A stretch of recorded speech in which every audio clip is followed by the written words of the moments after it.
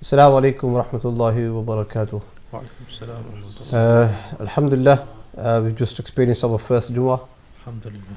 And the hadith that comes to mind, I also mentioned it on Jummah as well, from Tabarani. Nabi sallallahu alayhi wa sallam said that from the evening of Jummah till Saturday begins, Yawm al-Sabt, that upon every moment 70,000 are being freed from Jahannam. Subhanallah. That's particularly for the month of Ramadan. It's crazy how easy it's become to seek forgiveness in this month of Ramadan. But 3rd of Ramadan, today, as we are experiencing now, also marks a particular day for the Ahlul Sunnah wal Jama'ah, where we have special mentioning of the Lady of Paradise, the Queen of Paradise, and who is the daughter of the Messenger sallallahu alaihi wasallam, none other than Sayyidatu Nisa'i Ahlul Jannah, Sayyidah Faatimah radiyallahu anha. It gives us great pride to even mention her name.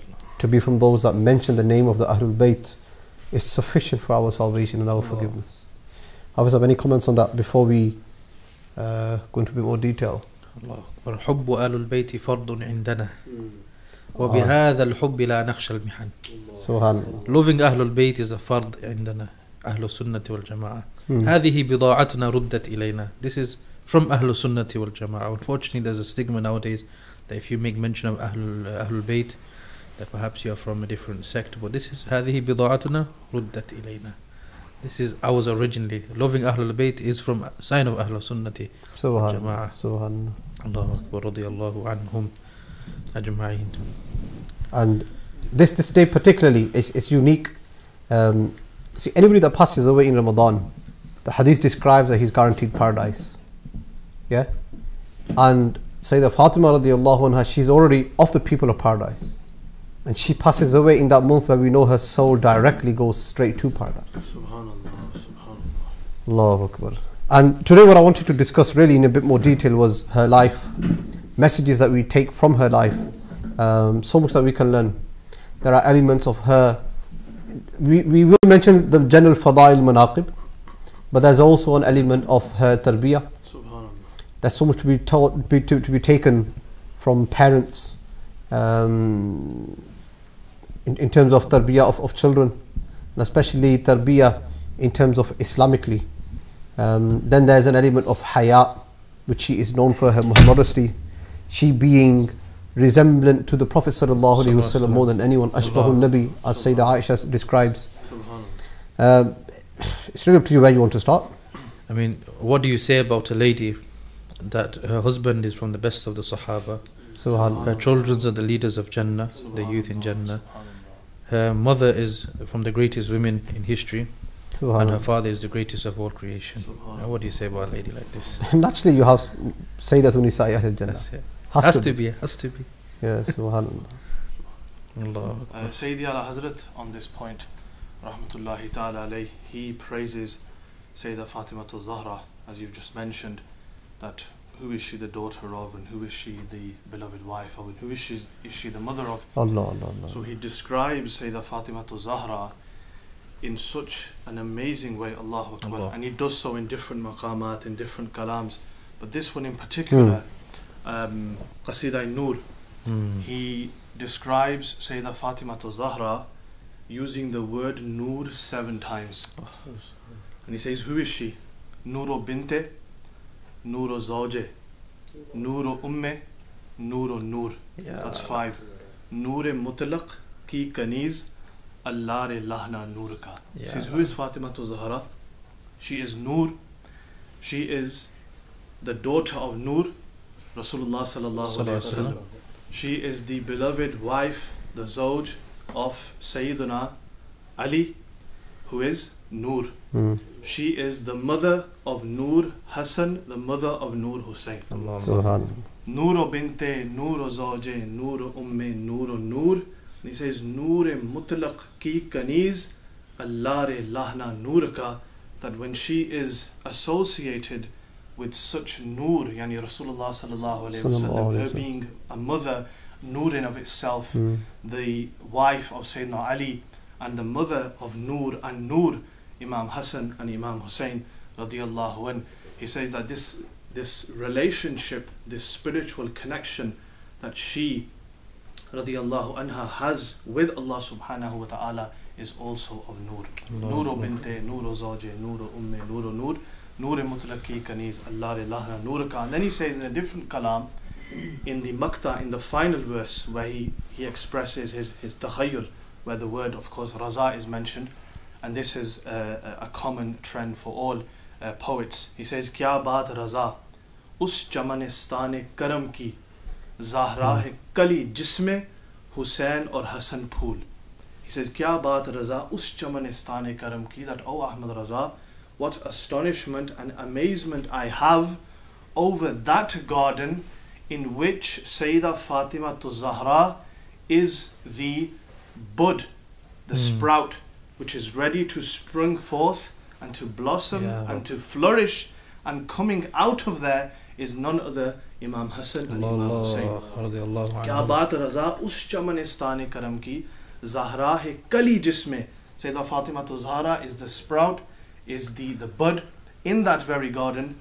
Zahra hai kali jisme Hussain or Hassan Phool. Imam Hassan and Imam Hussain are the flowers coming out of the bud. There is no family like this in the universe. Like you mentioned, the Nabi Salatu Wasalam, Imamul Anbiya. Then you got Sayyidah, then her mother, Sayyidah Khadija radiyallahu anha, who the Prophet sallallahu alaihi wasallam described in great detail that there is no better woman than her in our time. In previous times it was Sayyidah Maryam radiyallahu anha, salamullahi alayha. But in our time there is no better woman than Sayyidah Khadija radiyallahu anha. So Sayyidah Fatimah radiyallahu anha, a quick intro into her bio. We know that she was born 2 years before the Ba'atha.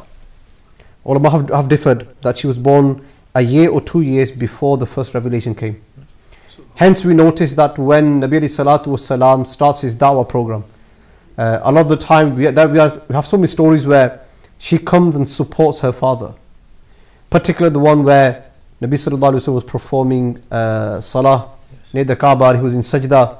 The mushrikeen put the intestine of the camel on the Prophet ﷺ's head, and he was struggling to lift his head from salah. At that time, the one that comes forward and supports him is the daughter, Sayyidah Fatimah radiyallahu anha. How old would she have been if she's born 1 or 2 years before Bi'atha? I think she's 3, 4, 5 maybe like this, and ya salam. We don't really know exactly when that happened, but even if it was at the latter Meccan time, she would be at least 10 the most. At least 10, yeah. 10 the most. And she's supporting the Prophet sallallahu alaihi wasallam. A message, I mean, to the general public, daughters should always be supporting their parents. And we know, for example, even her mother, Sayyidah Khadija radiyallahu anha, when it came to supporting her father in the business ventures that her father used to take on, she was the man that she used to do all the bookkeeping for her father. Hence, when she inherited all of that wealth, becoming one of the wealthiest women in Makkah al-Mukarramah. And then when she starts to do business and trade, that's when the Prophet sallallahu alaihi wasallam comes into her life. And then she sacrifices everything she has for the Prophet sallallahu alaihi wasallam, all of her wealth. Allahu Akbar. And then Sayyidah Fatimah radiyallahu anha, there's a narration, subhanallah. The Prophet sallallahu alaihi wasallam always used to kiss her on her forehead. And Allama ibn Hajar describes this in detail. He says, what's the reason that the Prophet would kiss her forehead?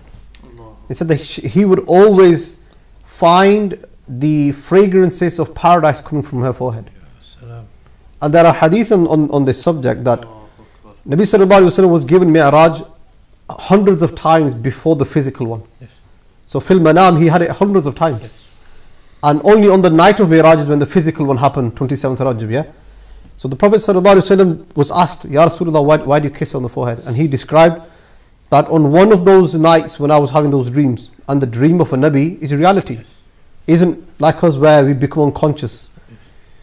And Nabi ﷺ said that on that night, on one of those nights, I ate from the fruits of paradise. The energy that I gained from that fruit, that very night I then went to my wife and we had a physical relationship. From that she became pregnant of the energy that I took from the fruit of paradise. She says, till today, whenever I kiss Fatima on her forehead, I smell the fragrances of paradise. Subhanallah, subhanallah. And then she becomes the queen of paradise. And she's the role model for the entire ummah.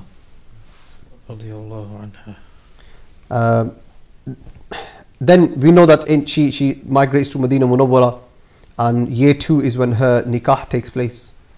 Between Badr and Uhud was when the nikah of Sayyidah Fatimah took place. On the MCM page, inshallah, I have recorded a video that shall be released, and I've gone through the entire detail of the nikah, how the companions got involved, how the wives of the Messenger sallallahu alaihi wasallam all got involved, and everyone in the community took part in celebrating the nikah of Sayyidah Fatimah radiallahu anha and Hazrat Ali karramallahu ta'ala wajhul kareem.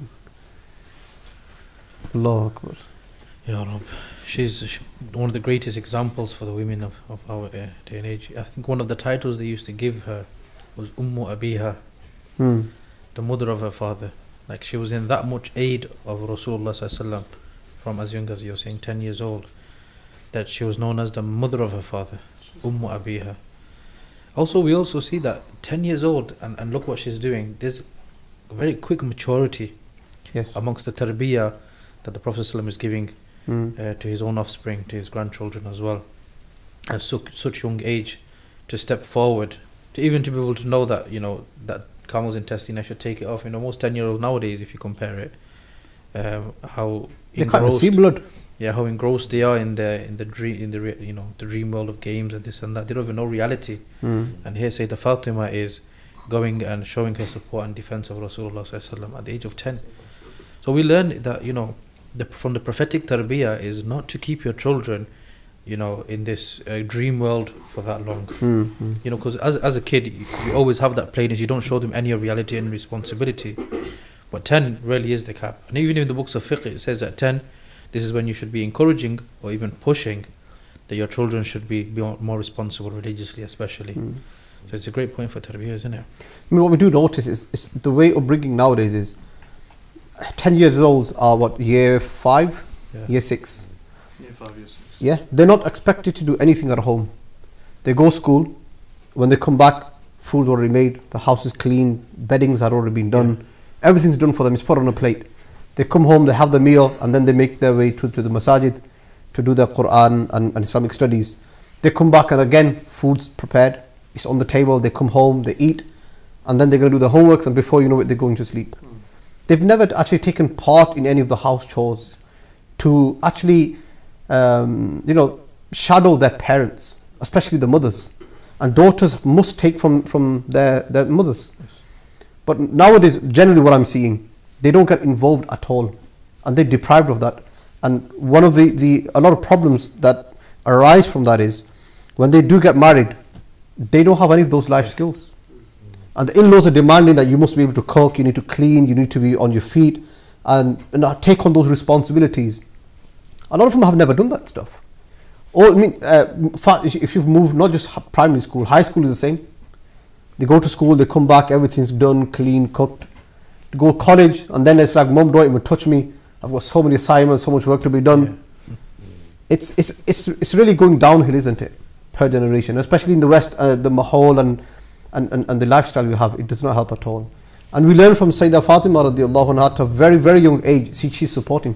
In fact, I was reading somewhere that, you know, young children, as young as 1, 2 years old, they're really creative. And they like to explore. So they'll see anything the parents are doing and they'll want to imitate that, they want to do the same thing. And for example, my little one, Juwaria, it's like mom's peeling potatoes, she wants to peel as well. She wants to use a knife and cut tomatoes, but we don't allow her because she'll hurt herself. But that inclination is there, isn't it? Because that's what she's seeing all day long. So the comment was that when children at that very young age want to participate, and they're doing it because they're being creative, they're investigating, they're learning, and at that time they're enjoying themselves. When a child wants to support her parent, that child is enjoying himself. And when that enjoyment, you know, so that element of its Tarbeeyah, if that becomes enjoyment at that young age, let him enjoy himself. And then when that child now becomes 10, 12, 15, he continues to do those house chores as a normal routine because he's enjoying himself or she's enjoying herself. It no longer feels tormentful. Yeah, it's burdensome. Nobody's dictating now. It's not like mum's shouting at me and I'm being forced to do this and I'm forced to clean. That's going to happen if you've never allowed them. But if they started you doing it from a young age when they were enjoying themselves, in that latter age when they're in their teens, they continue to enjoy it as well. Yeah. An element of what we can all take away, something that we can share. Yeah, because they're like sponges, isn't it? At that time of their life, 2-year-olds, 3-year-olds, they can absorb anything around them. So if Tarbeeyah is going to happen, it's like that wise man. Somebody came to a wise man, and he said, "Can you help me with the Tarbeeyah of my child?" So he goes, "How old is your child?" And he goes, 7 years old. He said, "It's too late. The Tarbeeyah begins when you married the mother, and when you pick the mother." So Tarbeeyah begins well before that, but those initial stage is the perfect time for Tarbeeyah. If you look into the life of awliya Allah, many of them, what were they exposed to as babies? They're exposed to their parents reading Quran on them. Look in the life of Sayyidina Azam. He's hearing Quran from the womb of his, inside the womb, from the womb. So he's born upon listening to Quran. Understand? So that's something we should realize, that Tarbeeyah begins well before that. Well before 7 years. If you look at the as a general practice from the awliya in Syria, when they used to go to the awliya and they used to say, "I want my child to become such and such, how can we do it?" The ulama used to advise the parents, recite salawat when you're cooking food, and those same children, they grew up to become saints. That's just from the power, like how I was mentioned, just from the mother itself, and that's just from salawat in the food. And then obviously after that, you have all the other general practices as well. I think it's a good practice that many of us can incorporate as well, because it's light on the tongue as well. I think it's very important from a young age for kids to understand and to learn from their parents the correct things. Obviously from the ages from when you're 1 till 7, kids are sponges, so they learn. That's how you learn to walk, talk, read, write. I think that's the most crucial years for children to learn. Imam Ghazali even mentions that the child's phases in 3 phases, from 1 to 7, 7 to 14, 14 to 21. He says 1 to 7 you be with your child as if you're their best friend. Then from 7 to 14 you be rough with them, because that's the I hate my parents phase. And then you got your 14 to 21, that's where you be again, you be their best friend, but you be the proper parent where you guide them and you tell them right from wrong, and you connect with them on a deep level. And I think it's one thing that we've all, and we can all testify to, that is very neglected now in our day and age, because I think many of the kids and children, they fail to open up to their parents because of that that they don't feel comfortable. But the parents are supposed to be that comfort, just as the husband is for the wife, vice versa. The kids are supposed to be the comfort for the parents, and that's how you build a strong relationship. But again, it's just due to the, I think, lack of Tarbeeyah in the first place, and lack of knowledge of good parentship, of having that connection between your children. I think Hafiz Sahib mentioned a very good point in the beginning, and just to add onto that point is, as the example from home with Juwairiya, with the child, what parents lack sometimes, especially in the Indo-Pak subcontinent, and we've seen time and time, is when children go to school, they have this very high expectation that the teachers and the support workers are going to give them that Tarbeeyah. Yes, an element of Tarbeeyah is there, okay, don't call him names, or don't say nasty things, don't snatch, say please, these kind of things. But the actual Tarbeeyah which we are referring to in light of Sayyidah Faatimah Zahra, that is only going to be done in the home by the mother and the father, and that's stamped. There's no other way around it. And another thing we find as young imams and Molanas in this room is that there is a very high expectation from the parents that Maulvi Sahib is going to teach the child everything. Maulvi Sahib is not going to teach the child to stop using the phone in class and to stop messaging his friends. He's got 30 other kids to look at and to listen to their asbaq. So these small things, saying Assalamu alaikum when you walk in, reciting Bismillah, Jazakallah Ustaji, these small things are going to be taught by the parents in home, the good conduct, the well-being, talking politely, showing the elders respect. This is all from the home. And I think the parents do have that kind of far-stretched expectation from teachers, schools and madrasas, whereas they are the ones that are liable and responsible for that tarbeeyah in the home. I think madaris and ulama are looked down upon the most in this element. And brilliant point you made, Adnan, that the expectation that your child is going to come to the masjid and within an hour and a half he's going to become a wali of Allah. It's completely false. Yeah, you live in a dream world to expect that your child is there for 8 hours at school, and in 1 hour the local Maulvi Sahib is going to do justice to his Islamic tarbeeyah. It's not going to happen. In fact, with my experience as a head teacher for many years in different masjids around Manchester, those kids that are most successful are those where there is active parenting. Parents are most involved. You know, you have those parents that are just going to drop them to the masjid, yeah, as a pick and drop service. And some people like it to be a McDonald's drive-through. You come in and the child's ready, he's just going to be whacked into your car and off you go. That's the type of service they want.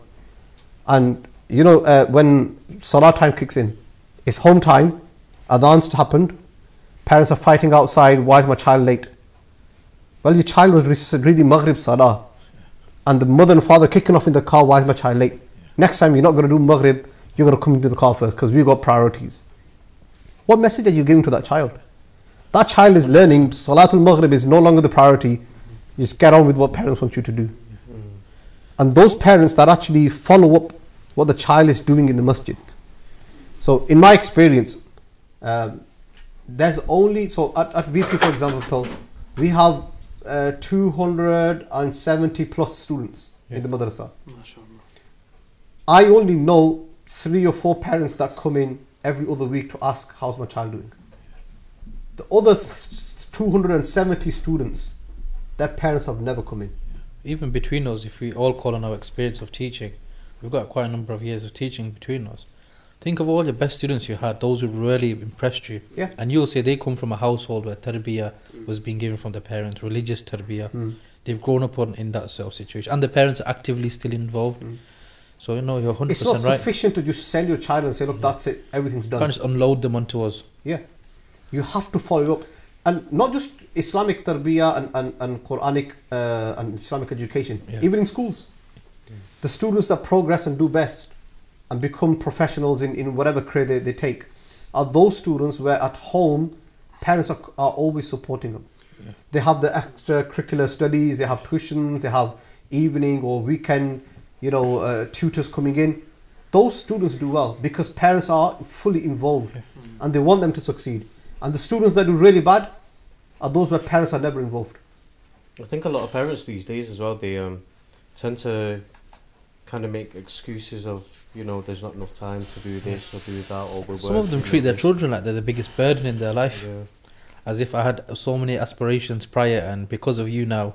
And then they raise them up with that sort of spite of their children. Whereas, as Rahad mentioned, they should be coolness of your eyes. That's the dua that you make. رَبَّنَا هَبْ لَنَا مِنْ أَزْوَاجِنَا وَذُرِّيَّاتِنَا قُرَّةَ أَعْيُنٍ. So I come from a background where I was raised by my mother, so my father wasn't there from an early age. And my mum did. She went to college, she went to university, she looked after me, ran a household, took me to extra classes, did karate, I did maths class, extra maths class. She did that as a single mum. If she can do that as a single mum, then why can't people who have both parents do that? I think this is a lot of the case nowadays as well. When you look at parents, they expect their kids to become something based off no support, based off nothing. They say, oh, I wish my kid done this, why can't my kid be like this? They don't realise that the stem root is them, but they don't want to put the work in. They just want to sit home, do their X, Y, and Z, affair, and deal in their own affairs, and let the kid do whatnot, and expect something, to have something offshoot from them. That's golden, but it doesn't work like that. Like Hafiz said, looking at the parents' tarbeeyah, it's years of dedication and years of, not brainwashing, but drilling within the kids what's right from wrong, what you need to do, what you not to do. Then you'll get the offshoot of you didn't get your golden child. Molana, sorry, go on. Well, there's another thing as well. I heard in a speech on YouTube, it's in Arabic, about people when they're having children, they do it in a state of heedlessness. The children's a mere byproduct of their cohabiting of their wife. Whereas what it used to be was, the way the Sunnah teaches is, having children is an active thing you do with intention. You should make niyyah that I'm pleasing Allah, I'm pleasing my Prophet ﷺ as well, and have aspirations for that child before it's even born. Inshallah, this child, I'm going to name him Muhammad or whatever name, and he's going to become this, he's going to serve the deen. Most people actually don't even give that the thought until after the fact. He's born now. What should I name him? What's he going to do? And then afterwards they start to compensate for it. But it should have been done with intention at the time. And the Sunnah teaches us that when consummating your marriage as well, when actually aiming to have a child, there is dua to be made to keep shaitan away from that person. And that teaches us you need to have a conscious effort, a conscious thought about what this child's going to be for me, and what's he going to do for the ummah or even for the world at large, etc. Just this morning at Fajr Salah, Walisa was mentioning a hadith. So in the virtues of reciting Bismillah, the Prophet ﷺ said that when the husband and wife intend to mate, before they undress, they recite Bismillah. The impact of that is that that child is then secure and safe from the impact of shaitan. And for as long as that child lives, every second he breathes, he becomes a means of forgiveness for the parents. Allah. Because before they unclothe themselves, they recited Bismillah. Look at the example of Sayyidah Maryam and her mum, Allah. Hannah. What did she say? إني سميتها مريم وإني أعيذها بك وذريتها من الشيطان الرجيم فتقبلها ربها بقبول حسن وأنبتها نباتا حسنا. It's not even, you can't even translate these ayat. But that conscious effort that the wife of Imran made, prior to the child being born. Then the child is born. Before the child is born, she's making dua. إني نذرت لك ما في بطني محررا. Child is born, she's seeking protection for the child. إني أعيذها بك. Ya Allah, give her to your protection. وذريتها, and the children that come from Sayyidatuna Maryam. And what child was born from Sayyidatuna Maryam? Ruhun min Allah. And then later on she wasn't to say that I give this child fi sabilillah. She was straight away, before even she had the child, she says I've dedicated this child towards Allah. There has to be a maqsad, Yes, a purpose. It's not just having a child for the sake of having a child. I mean, you had time to have a kid, but you've not got time for the tarbeeyah now. And when you're deciding to actually have a child, it's almost a 20-year, 25-year commitment you're getting yourself into. minimum. Which is what a lot of people fail to realize. For them, it's like, have a kid and that's it, job done. And then the rest of their life, they're on their own benefits or whatever they want to claim. For some, it's a financial gain. But in reality, it's really more, it goes much deeper than that. And like you highlighted, even before the birth of the child, the selection of the mother is when the tarbeeyah of the child begins. Every child has the right to good parenting and has a right to have a good mother. When you deprive that child of a good mother and your intention for marriage was not the deen, it was in fact your own pleasures, your own worldly gains. And if you go to even further back, like the Prophet ﷺ said that tunkahul mar'atu li arba'in. You marry a woman for 4 things: li maliha, wa li hasabiha, wa li jamaliha, wa li diniha. In this order. He mentioned wealth first. فَظْفَرْ بِذَاتِ الدِّينِ. فَظْفَرْ بِذَاتِ الدِّينِ تَرِبَتْ يَدَاكَ. Allah. If the intention right day one was his own sexual desires and fulfillment of his desires, then do you really think when they're undressing they're going to be reciting Bismillah? Do you really think that when he's climaxing he's going to recite the dua which the hadith describes, that you blow on the forehead of your wife before you climax, and that will protect the child and that sperm which is to become the child from the influence of shaitan? Allah. We know ulama, they actually Sufi have described, even in that moment they're not forgetting Allah. Wow. Even in that moment they are still reciting du'as for the protection of that child. And those children then when they grow up, when you have parents like that, then when the mother becomes pregnant with the child, then you'll have examples like the mother of Sayyidina Ghawsul Adam radiallahu anhu, who are reciting Quran throughout the day. And the child is born as a Hafiz of 15 juz of the Quran. You've got people nowadays who play sounds to a pregnant woman's lady, tummy, and they're playing music to it. Yani, waba, this is waba. It's a disaster. Yeah, and science proves a child a fetus in the womb hears and experiences everything. And remembers. I remember I read a study, and they played some sounds to the fetus or to the baby in the tummy. When it was, and they analyzed the brain of the baby, is it responding to it? And then when the baby was born, they played the same sounds, and the same reception was found within the baby's brain, and it remembered. No. So when Ghaus Azam was born, a Hafiz of Quran or Hafiz of X amount of ayat, it's not a surprise. Scientifically, this is possible. Something beautiful Mumkin. that. In my teacher in Egypt, Sheikh Umar, he mentioned his story about who his parents were. He said his dad, he was a farmer, he didn't know how to read or write. His mum, she only knew how to write her name, and she only knew Surah Ikhlas and one other surah. But he said due to their sincerity, he became, and he is one of the biggest muqris in Cairo. Sheikh Umar Rajab. Just from Ikhlas, and that the parents didn't know anything, so you don't have to know a considerable amount of knowledge or anything just to have pious children. I say to this day, and I'm not saying this out of Josh, my teacher, but he's the person who I've seen who has the most taqwa I've ever seen in my life from a teacher, such that he kisses his students' hands, and that's from the Tarbeeyah of his mother and father.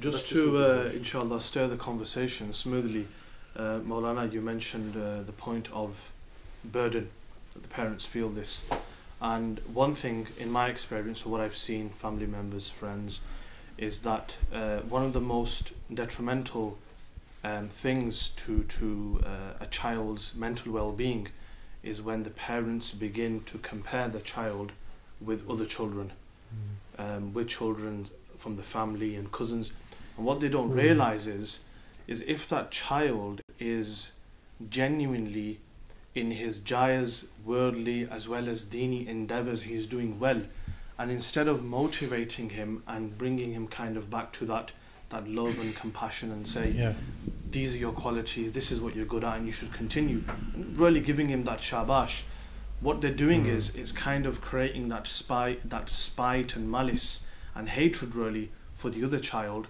that he is being compared with. And there what happens is, I see that instead of that child then enjoying and kind of finding himself or herself, what starts to happen is then there's this competition and it loses that value. That was one thing you mentioned regards the burden. The other thing from a professional working experience is that for some reason, this is opinionated, it's not harf akhir, and you can disagree with this, and many will, and you're open to do so, but I find it very ajib and strange that parents have this intention of offspring and children, Hafiz Sahib has mentioned, whether they are ready for this or not, and they want to have 4 or 5 children, but then they begin to pursue these really extraordinary careers, and what happens then is that majority of the time is spent in work. The mother and father cannot give that time. Then you're looking for the khala, the mamu, the pupi, and so on to look after the child. And I think in that respect, this is also a form of neglect. It's really good to have the career aspirations, but within the measure that you do not neglect your child. And I have heard from colleagues at work say this, that the child said to the father, "You're never at home, I never see you," because when it's child's time to awake and play, he's working, and vice versa. And coming to the final point, the hadith, again in line corresponding to what Hafiz Sahib mentioned, is it's really renewing that intention. And if this means by speaking to the elders in the family or your local imam, because he will always give you the fruits of the deen and Quran and Sunnah of why you should be having children. And the biggest thing for me, Hafiz Sahib, is the hadith clearly mentions the 3 things that continue to benefit you when you enter the alam of barzakh. And the greatest thing from there is a waladun salih yad'u lah. And then you've got situations now where because of people's upbringing of their children, the child's got no other choice, but when he thinks of his parents, he thinks nasty thoughts, his absence, his harshness upon me. And parents who do that stuff, who live such a life, shouting at their children, beating them, being nasty with them, and then just before the deathbed they expect them to make dua for them. But if you bring them up in such a way that they can do nothing but sing your praise, then after you pass away, of course they're going to continue to sing your praise. Of course. It even has a With tabak. generational effect. I was actually reading it today because in the, I think it was in the Shadri Tariqa, or in general in the Turuq of, amongst the Sufis, they say that, try not to go for women, or try not to make your tendency towards those who have broken families, because they'll bring that baggage within that, regardless of whether it's apparent or not. They'll bring that baggage within it, and it'll manifest within the lineage or when it comes to the marriage itself, and then from there it's just domino effect. Illa mashallah, except with the other It puts you in so many problems. Yeah. Within what you really need is an ideal community where everyone's had the right parenting, right Islamic Tarbeeyah. They then get married, they have lawful children with the lawful intentions, and that needs to continue generation after generation to produce a high caliber of iman. What we're seeing now in the recent few generations, those that have settled here in the West particularly, they've come here with the intentions of money only. And when they've had children here, it was only for them to support them financially, make more money. And that's what's being passed down per generation. Islam and Deen was never there. There's a command in the Quran, وَلَا تَقْتُلُوا أَوْلَادَكُمْ خَشْيَةَ إِمْلَاقٍ. خَشْيَةَ إِمْلَاقٍ. Don't kill your children because of fear of poverty. Now, of course, that's referring to back in the day, people would actually go and kill their children. I can't support it. But we're still doing the same thing, or parents are doing the same things emotionally. Because of poverty, fear of poverty. I need to go graft. But you're not seeing the detrimental impact that's having on your child's psychology, your child's mental well-being, their well-being, etc. You don't even nowadays the divorce rate is just being thrown around so often, but where are they getting it from? It's come from somewhere. Obviously married people are giving divorce, aren't they? It's not non-married people giving these divorces. I think he's saying why are we or youngsters using those words? Maybe they've seen it growing up. Maybe they've seen that harsh tongue growing up. But I think even then the hadith about when two people get divorced, the Arsh of Allah shakes. Allah. Just from a divorce. And how many Abghadul halal. How many divorces amongst them? I actually remember there was a family friend and they were mentioning, and this stemmed from you can say it was a marriage where it didn't have the most blessings within it. There was a lot of music, dancing, etc. I think there's about nearly just over 50 grand the wedding was spent on. That's normal. Affluent family, but 50 grand, and there was a lot of. I think that was just on the Mendi, by the way. Oh, okay. He got the wedding. After 3 weeks. Game over. Divorce. Even you're saying that you need an ideal scenario, a situation for good children to come from. Because when we mention finding a spouse, and you're looking for the deen, obviously somebody needs to give her that deen, that religious upbringing, for her to now fit that category where you're saying my intentions and her intentions are that we're looking for a pious individual and we give birth to noble children. From Quranic epistemology, it's not always just what's around you. Sometimes the effects of having pious ancestors can have an effect as well. So if you look at the time of Al-Khadir and Musa alayhi salam, and how he intercedes in regards to a wall that's about to break, yuridu an yanqad, and he fixes that wall. Why? He says, وَمَا فَعَلْتُهُ عَنْ أَمْرِي.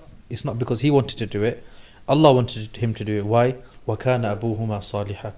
And the Mufassirun mentioned that generations and generations before, they had a pious, very, very pious grandfather. 7 generations prior.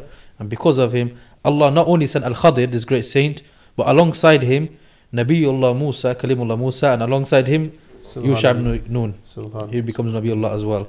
So he sent 2 prophets in the servitude of these 2 ghulamain, yatimain, because وَكَانَ أَبُوهُمَا صَالِحًا, their forefather was a righteous man. In the book Ta'lim wa Muta'allim, they said something there which was very, very beautiful, and it hit home with me very, very deep, and it's something that stuck with me since the day I read it. It said, when usually you have a grandfather, let's just say for example, case scenario, you had a grandfather and he wanted his child to become a Hafiz, or he wanted him to become an alim of the deen, and he didn't become an Hafiz or Hafid an alim, then in most cases the grandchild he then will become a Hafiz or an alim as well.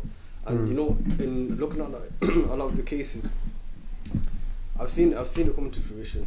So many people who are Hufaz or who are ulama nowadays, their grandfather themselves or grandmother who wanted their same father or mother to become a Hafiz or an alim, who didn't, they had the fruits of their ancestors and they reaped that reward of becoming a Hafiz or an alim.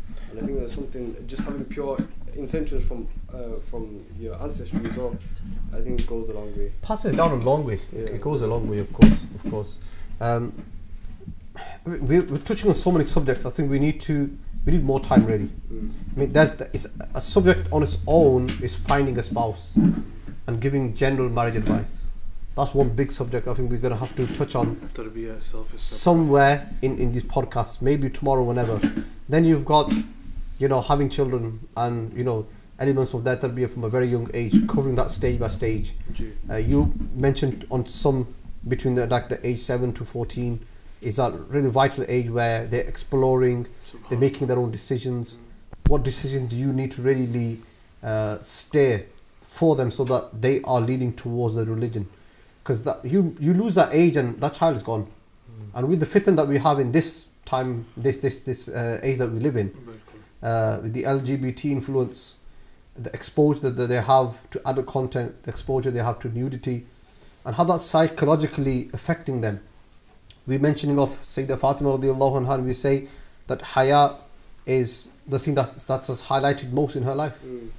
Something that we need to, again, it requires a lot more discussion. One podcast is not going to do anything. You mentioned from that haya perspective, it was in a hadith that when Fatima, when she was commemorated for her haya, to such an extent that the Rasul sallallahu alaihi wasallam said that she is a part of me just from her haya.